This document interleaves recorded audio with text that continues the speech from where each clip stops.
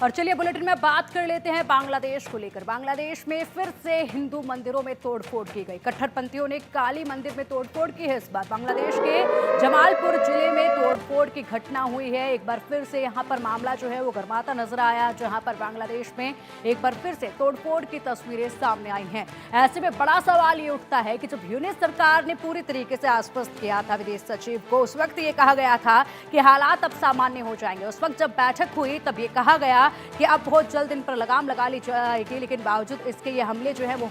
रुकने का नाम नहीं ले रहे हैं। और ऐसे में एक बार फिर से मंदिर को टारगेट किया गया है, मंदिर पर हमला किया गया है। काली मंदिर पर इस बार जो है वो हमला किया गया है, मंदिर के अंदर तोड़फोड़ की गई है। इससे पहले लगातार इस्कॉन मंदिरों को टारगेट बनाया गया, जहां पर मंदिरों में तोड़फोड़ की गई। मंदिर की तस्वीरें आपके सामने हैं और जिस तरीके से मंदिर में उत्पाद मचाया गया है, ये तस्वीर बयां कर रही है कि यूनिस सरकार किस कदर अब सनातन धर्म के खिलाफ लगातार जाती नजर आ रही है। यहाँ पर अपने उपद्रवियों को रोकने में पूरी तरीके से यूनिस सरकार नाकाम साबित हो रही है। लगातार जिस तरीके से हिंदुओं पर अटैक हुआ, जिस तरीके से मंदिरों पर अटैक हुआ, ऐसे में जो आंकड़े हैं वो भी काफी हैरान करने वाले हैं, क्योंकि शेख हसीना के पतन के बाद से ही लगातार हिंदुओं को टारगेट किया जाना शुरू कर दिया गया था। और ऐसे में अब यहाँ पर यूनिस सरकार जिस तरीके से पहले मीडिया को जिम्मेदार, हिंदुस्तानी मीडिया को जिम्मेदार ठहरा रही थी कि हिंदुस्तानी मीडिया प्रोपेगेंडा चला रहा है, उसके बाद जो है बैठक हुई, बैठक के बाद विदेश सचिव के साथ बैठक हुई, उसके बाद खुद यहाँ पर यूनिस सरकार ने, खुद यहाँ पर बांग्लादेश ने माना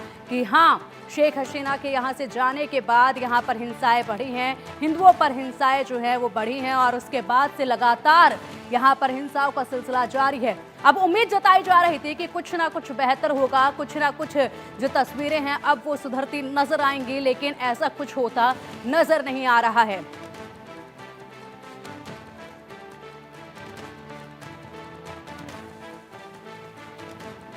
और चलिए अब मामले पर अधिक चर्चा के लिए हमारे साथ खास मेहमान जुड़ गए हैं और हमारे साथ हैं रिटायर्ड मेजर मोहम्मद अली शाह, जो कि डिफेंस एक्सपर्ट हैं, और इसी के साथ सीनियर जर्नलिस्ट रमेश ठाकुर जी भी हमारे साथ हैं, और रिटायर्ड कर्नल संजीत सिरोही जी भी हमारे साथ हैं, जो कि विदेशी मामलों के जानकार हैं। सर, बहुत बहुत स्वागत है आप तीनों का इंडिया न्यूज पर। मोहम्मद अली शाह सर, सबसे पहले आपका रुख करेंगे और आपसे जानना चाहेंगे कि देखिए जिस तरीके से यूनिस सरकार ने यहाँ पर कहा कि अब हालात सामान्य होंगे, आश्वस्त किया कि अब बांग्लादेश में जो हिंसाएं लगातार हो रही हैं उन पर लगाम जो है वो लगनी शुरू हो जाएगी, लेकिन कुछ होता नजर नहीं आ रहा है। एक बार फिर से मामले सामने आए जब यहाँ पर काली मंदिर को निशाना बनाया गया, मंदिर में तोड़फोड़ की गई, मूर्ति को जो है पूरी तरीके से खंडित किया गया। बिल्कुल, देखिए बांग्लादेश में जो चल रहा है अभी माइनॉरिटी से खिलाफ, मेरे हिंदू भाई बहनों के खिलाफ, इसकी मैं सख्त निंदा करता हूं, कड़ी से कड़ी निंदा करता हूं। और केवल निंदा ही नहीं बल्कि 9 तारीख को हमारे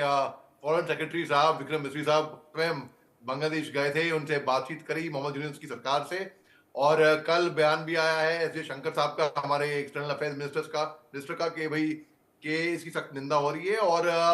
मोहम्मद यूनूस साहब की सरकार ने बोला है कि ये रुकेंगे। पता नहीं, आई होप ये ऐसा हो, क्योंकि जिस तरीके से उनके हालात चल रहे हैं, बल्कि दास साहब जो उनके इस्कॉन मेंबर मंदिर के जो प्रीस्ट थे, कि जो उनको जो गिरफ्तार किया गया था पिछले महीने इलीगली सेडिशन का चार्ज देके, मेरे को खबर मिली है कि उनके ऊपर कोई वकील भी नहीं है, उनको बेल ऑर्डर्स भी नहीं दे रहे। तो ये मुसीबत की बात है, ये हमारे वहां पे माइनॉरिटीज के लिए अच्छी बात नहीं है, इंसानियत के लिए अच्छी बात नहीं है। और मैं जहां पर भी ऐसी हिंसा होती है, ऐसी घटनाएं होती हैं, उसकी सख्त के सख्त निंदा होनी चाहिए, बल्कि एक ठोस संदेश हिंदुस्तान की तरफ से जाना चाहिए, जो कि गया भी है, लेकिन और ठोस संदेश जाना चाहिए। क्योंकि जिस तरीके की हिंसा हो रही है बांग्लादेश में, शेख हसीना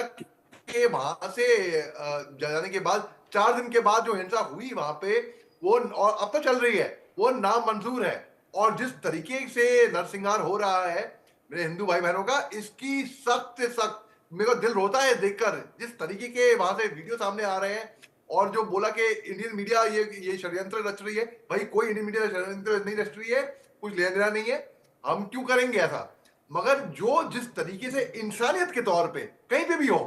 वो बहुत ही ज्यादा गलत है। और आपको मैं बताऊं कि 1947 में जब ईस्ट बंगाल, जब ये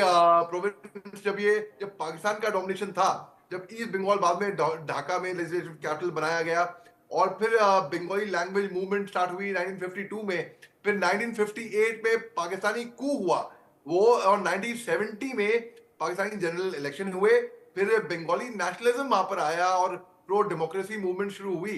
और जो रिफ्यूजल हुआ पाकिस्तानी मिलिट्री का कि भाई जनता को शेख के अवामी लीग को पावर देने का, उससे शेख मुजीबुर रहमान से ट्रिगर हुआ 1971 में लिबरेशन ऑफ बांग्लादेश, जहां पर मेरे फादर ने भी और उनकी पलटन ने भी बहुत बहादुरी से वो लड़े थे लोंगेवाला के अंदर। और फिर जब मुक्ति बाहिनी ने एक सक्सेसफुल आर्म रेवोल्यूशन वेज किया, जिसमें हिंदुस्तान का भी इसमें साथ था इसमें, तो उस कॉन्फ्लिक्ट में 16 दिसंबर की तारीख अभी आ रही है, 16 दिसंबर 1971 में जब सरेंडर ऑफ पाकिस्तान हुआ, जब जो 9 महीने का एक लिबरेशन वॉर मैं बोलूंगा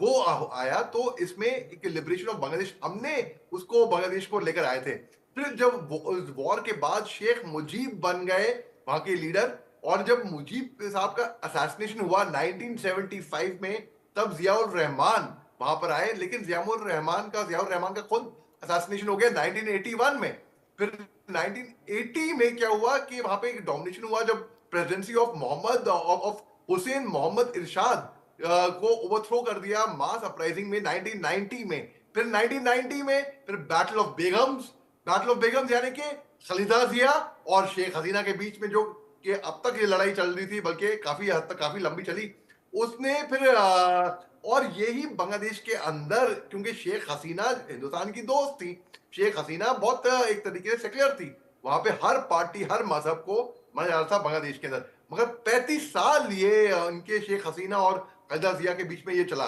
फिर जब ये शेख हसीना को हटाया गया एक स्टूडेंट लेड मास अपराइजिंग में अगस्त 2024 में इस साल, तो एक इंटरिम गवर्नमेंट जब फॉर्म हुई, जो कि Nobel peace laureate Muhammad Yunus साहब नोबल पीस लॉरिएट है, और बड़े शर्म की बात है कि एक नोबल पीस लॉरिएट के कमांड के अंदर ऐसा कुछ हो रहा है। फिर एक मिडिल पावर ब्रेक हुआ इंडो पैसिफिक के अंदर, फिर बांग्लादेश के अंदर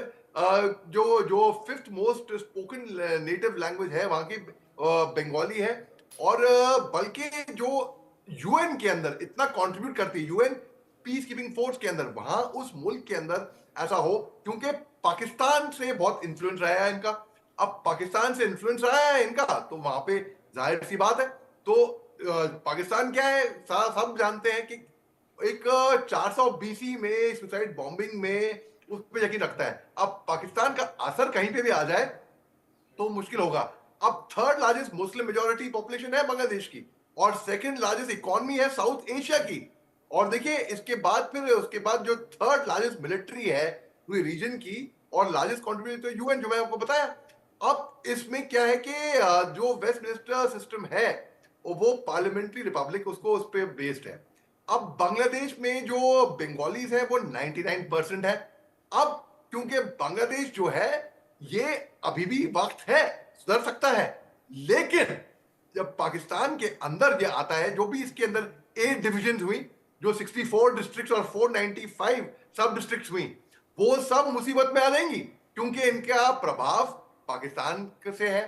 और अब शेख हसीना के जाने के बाद ये मुसीबत आन पड़ी है बांग्लादेश के अंदर। इनकी ये समझ नहीं रहे हैं कि जितनी भी प्याज, आलू, चीनी, बिल्कुल ये अली सब शाह जी, हिंदुस्तान बिल्कुल से आपने बिल्कुल सही कहा। पूरी तरीके से ये समझ नहीं रहे हैं कि बांग्लादेश पूरी तरीके से भारत पर निर्भर है, और जिस पाकिस्तान का ये साथ ले रहे हैं वो पाकिस्तान तो खुद कंगाल होकर बैठा हुआ है, जो कि खुद दूसरों से हमेशा मदद मांगता रहता है। ऐसे में आपने बात की कि यहाँ पर शेख हसीना के जाने के बाद जो आंकड़े सामने आए हैं लगातार, वो भी हैरान करने वाले हैं। जिस तरीके से यहाँ पर हिंदुओं के खिलाफ घटनाएं हुई हैं, वो मामले लगातार बढ़ते ही जा रहे हैं। फिलहाल एक और बड़ा अपडेट है, उस पर भी हम नजर डालेंगे, उसके बाद चर्चा जो है वो लगातार जारी रहेगी।